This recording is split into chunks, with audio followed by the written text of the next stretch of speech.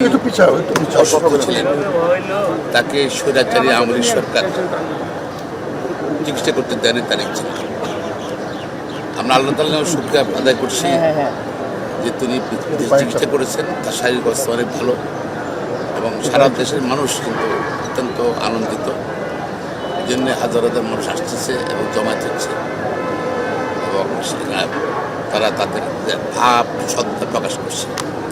পাশাপাশি BNP chairperson, ভারপ্রাপ্ত চেয়ারপারসনের স্ত্রী জুবাইদা রহমান, আপনি জানেন তার পারিবারিক ঐতিহ্য জানেন এবং তারা কিন্তু সেই জন্য বাংলাদেশে না আসতে পারে তার বিরুদ্ধে বিভিন্ন রকম মামলা দেওয়া হয়েছে এবং হয়রানি করা হয়েছে।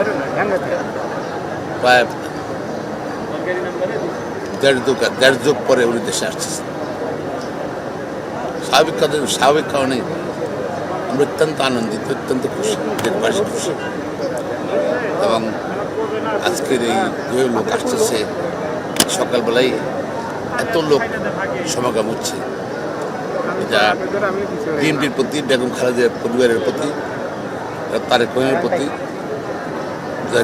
যে সমর্থন, এটা প্রকাশ করার জন্য, শ্রদ্ধা প্রকাশ করার জন্য আসছে। দেশের রাজনীতির জন্য কতটা গুরুত্বপূর্ণ। তিনি বর্তমানে একজন আন্তর্জাতিক খ্যাতি সম্পন্ন চিকিৎসক।